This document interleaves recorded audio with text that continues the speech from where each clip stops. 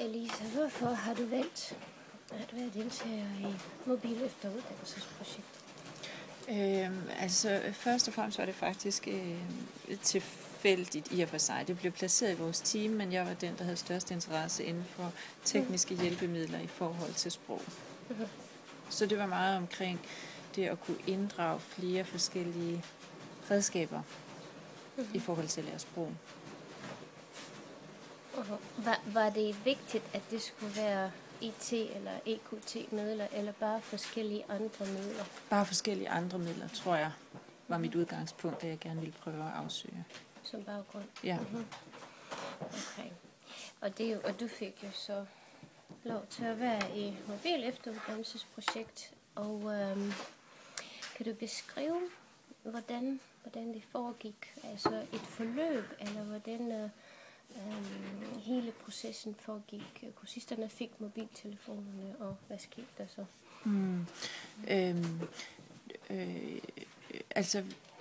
Fra Wifien mødte de op og præsenterede selve projektet sådan generelt set, og hvem der står bag det. Og så udleverede de her telefoner, som de jo så skulle skrive under på. Men altså de enkelte forløb styrede jeg meget i starten.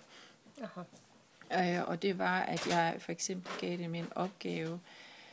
Et specielt forløb var, hvor jeg gav dem en opgave, at de skulle beskrive med mobiltelefonen deres vej fra skole og hjem. Og de måtte selv bestemme, om det så skulle være en film, eller det skulle være billeder, eller det var en mail til mig. Det kunne de egentlig selv bestemme, hvad de lige var mest trygge ved telefonen. De skulle bare kunne beskrive. Hvad er bestemt de fleste? Om jeg lige kan huske det. Jeg tror, de fleste brugte billeder og beskrev billederne. Ja. Okay. Og nu skal jeg sige, at det er også et 3-1-hold, så de havde ikke så mange ord. Så det har måske også en betydning. Ja, og hvad skete der så? Så fremlagde de så i klassen, og det var tydeligt, at de var mere interesserede i at få ordforrådet i gang, fordi det var deres vej hjem. Eller tror jeg, men i hvert fald de fik mere brug for det der ordforråd, det blev mere nærværende for dem. Så præsenterede de det via computeren. Desværre så var der nogle tekniske problemer på det tidspunkt, hvor jeg lavede, at vi ikke kunne få det op på platform, ja. Så derfor så sad de inde ved deres, og gik ind på computeren på deres egen telefon, eller forstår du, hvad jeg mener, og viste billederne derfra. Og nu var vi heldigvis ikke så mange i klassen, så det kunne godt lade sig gøre at sidde rundt omkring en computer. Brugte du e-mail på det tidspunkt? Ja, der var e-mail tilknyttet i telefonerne. Eller Facebook, eller sådan noget? Nej, vi lavede ikke. Nej, det gjorde jeg ikke. Okay. Ja, men i løbet af det der forløb, som du beskriver som i starten, som var et lærerstyret, ikke også? Kunne du se noget kommunikativt fremskridt eller sprogfremskridt hos kursisterne? Og det er altid så svært at måle, synes jeg. Men som jeg sagde, jeg synes at kunne se, at ordforrådet blev vigtigere for dem. At de var mere interesserede i, hvilke ord, der tilknyttede sig de billeder, de nu selv fandt. Det kunne også være familien, de præsenterede. Eller deres køkken, tror jeg også, de præsenterede på et tidspunkt. Så det bliver mere relevant for dem at lære de ord, og så tror jeg på, at det hænger bedre fast, men det er jo svært at vurdere. Forstår. Ja. Skrev de nogle sms'er til hinanden? Eller? Ja, og ringede til hinanden. Det var sådan en sidegevinst. Det var ikke noget, jeg decideret opfordrede til. Men, nej, så det fandt det selv frem til, altså uden for klasse? Nej, sms'er sendte det ikke, for det var faktisk ikke muligt, men de ringede til hinanden. De ringede til hinanden? Ja. Okay, og snakkede? Ja. Okay.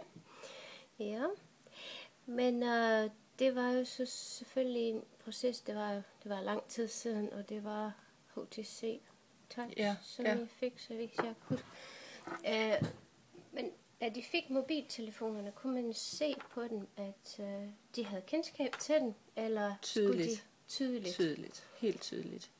Det var forholdsvis unge mennesker, de var mellem 20 og 30, og så hurtige til at finde ud af det. Og der var faktisk en, der de havde ikke fået slået udlands internetforbindelse af, så han sad i Berlin og surfede på den. Nej. Så de var meget hurtige til at finde ud af det hele. Ja. Ja.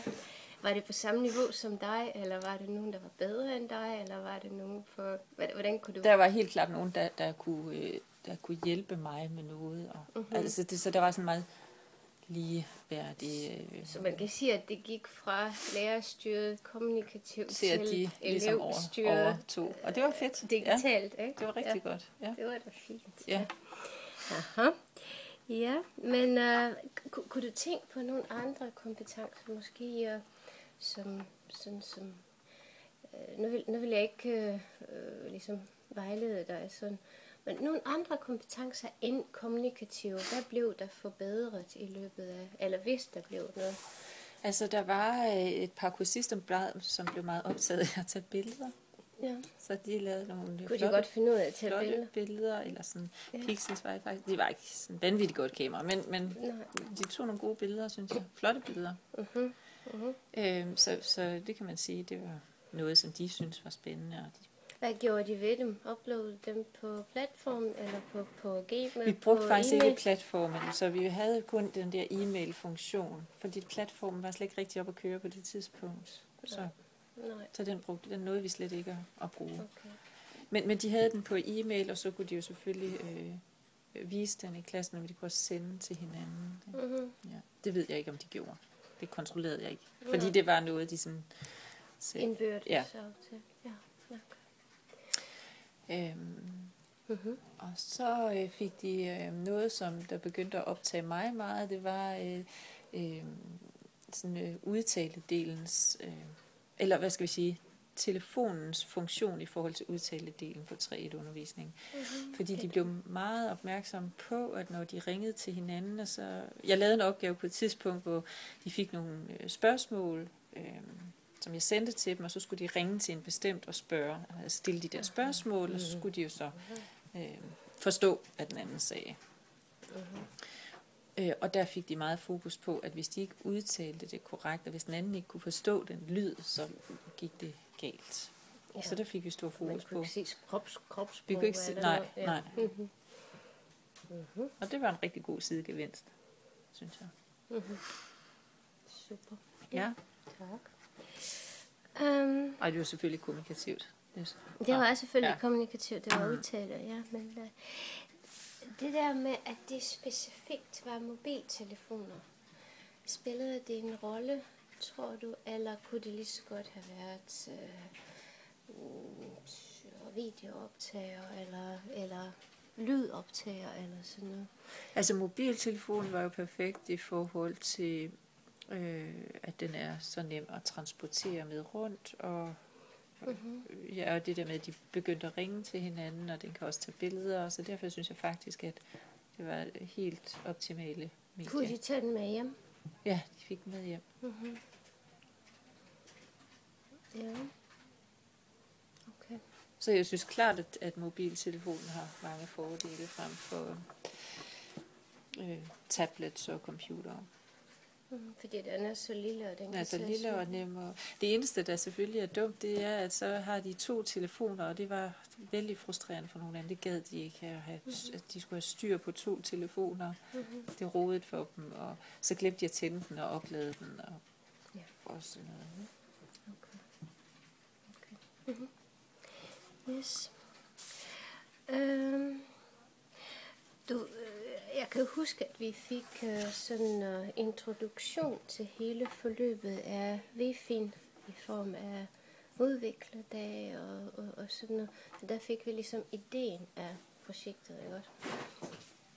Og resultatet af projektet, hvis nu du kigger på de 2, stemt de overens, eller der er noget, der gik fra hinanden? Altså, jeg ved ikke, hvad der sker. Altså, de gjorde, hvad de kunne, synes jeg, og inviterede til de der dage, og var meget engageret. Og her på Sprogcentret var det meget nemt at få hjælp. Altså, jeg kontaktede dem, og så var de her med det samme, hvis jeg havde nogle tekniske problemer. Men jeg har tænkt over det. Jeg ved ikke helt, hvorfor interessen for mig faldt, men jeg tror, at det var lidt det, at der var en forventning om, at det skulle kunne forbedre deres muligheder på arbejdsmarkedet, at vi skulle udfylde alle de der papirer, der er ekstremt meget papirarbejde i forhold til det.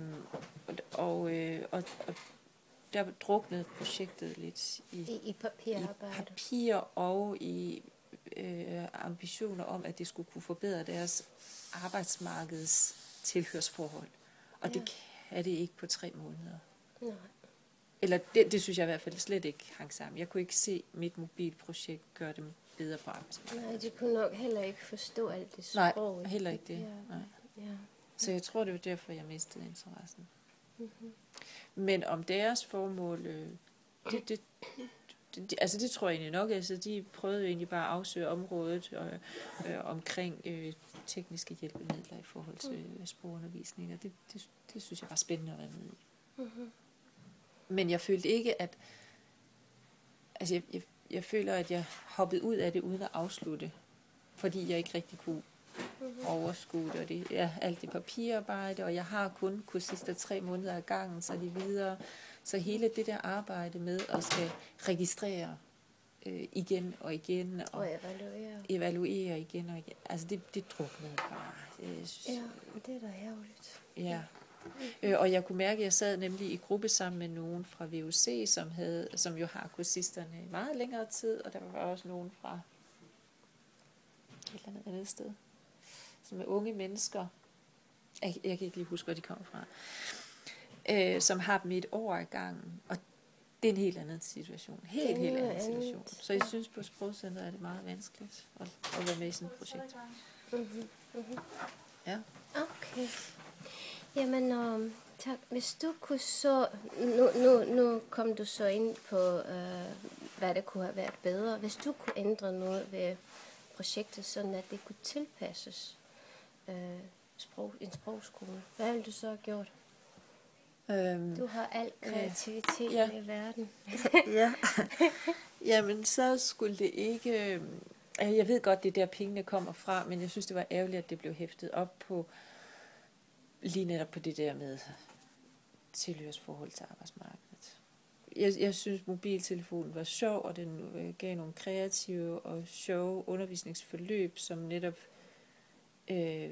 indeholdt rigtig mange kompetencer ud over det kommunikative. De arbejdede også sammen. Og de arbejdede sammen. Mm-hmm. Og de arbejdede kreativt.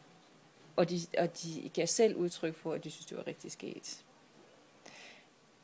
Men jeg ville ønske, at det bare var... Jeg ville ønske, at mobiler, det var noget, man sådan ligesom brugte, når man synes, gud, nu kunne det være sjovt lige at tage en mobiltelefon ind, fordi nu skal vi lige her, og det her spørgeskema, det tager vi med en mobiltelefon. Eller at de bare lå som noget, man kan bruge, når man synes, nu passer det godt ind i min undervisning. Altså, så det bare bliver et redskab, som vi bruger. Mm-hmm. Og ikke, at det bliver så forkromet. Ja, okay. Så det var lidt for forkromet for... Tror jeg. Så omstændigt. Ja. Mm-hmm. Sidste spørgsmål. Står ikke her. Mobisticks. Var det noget, du var involveret i? Det nåede jeg ikke at bruge, nej. Det var jeg ikke med i. Nej. Mm-hmm. Ja. Men det tror jeg meget. Det var nemlig næste skridt. Jeg så godt, at det startede. Mm-hmm. Okay. Jamen, tak skal du have. Det var super. Tak.